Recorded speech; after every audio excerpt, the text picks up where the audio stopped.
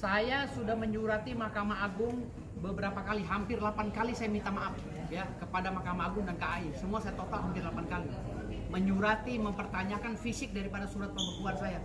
Tapi tidak ada itikat baik dari Ketua Mahkamah Agung yang bernama Profesor Sunarto ya untuk membalas surat saya. Entah dia itu takut pada saya, entah dia itu takut saya gugat, entah dia itu memang malu sendiri dengan tingkah lakunya yang sudah terlanjur kebablasan ya, dengan menginstruksikan jajarannya untuk mengumumkan agar saya tidak boleh bersidang di seluruh pengadilan Indonesia.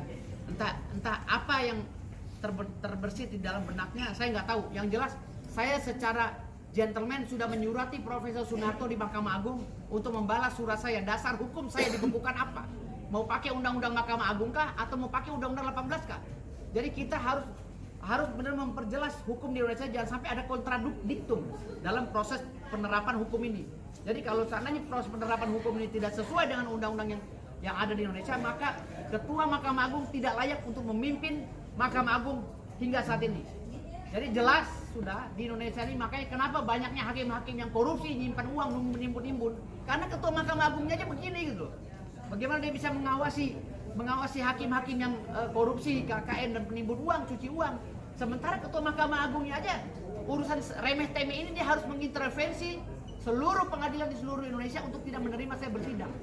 Sementara dasar hukumnya tidak benar, cacat formil. Jadi ini yang perlu dibahas bersama-sama untuk menyelamatkan marwah hukum di Indonesia. Jangan sampai ada pejabat yang agak sedikit kurang mengerti tentang hukum tata negara sehingga hancur pura-pura tatanan hukum di Indonesia. Jadi kita ini harus perlu luruskan. Mudah-mudahan ini didengarkan oleh Pak Prabowo sebagai macannya Indonesia, macan Asia ya, benar-benar macan. Jangan sampai Pak Prabowo main sama kambing sehingga Pak Prabowo ikut-ikutan jadi kambing. Gitu. Ya ini saya analogikan ini kambing ini. Ya ini salah satu kambing yang ada di kabinet Pak Prabowo harus dipecat, harus diganti.